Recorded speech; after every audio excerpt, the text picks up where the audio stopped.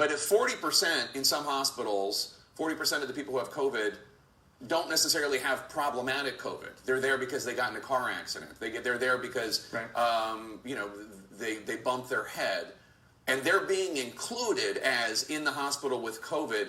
That number seems kind of misleading.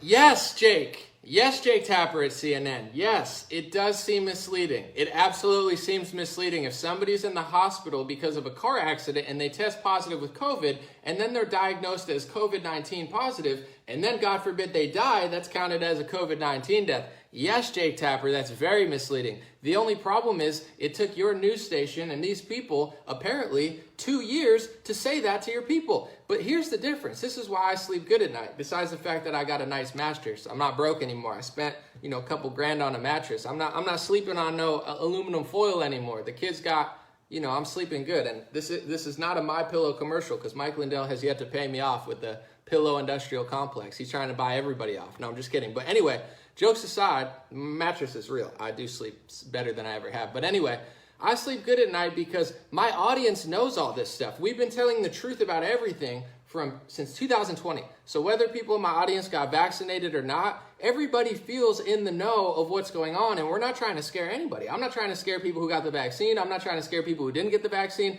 I'm trying to keep everybody calm, strong, healthy, beat this thing mentally, physically, etc.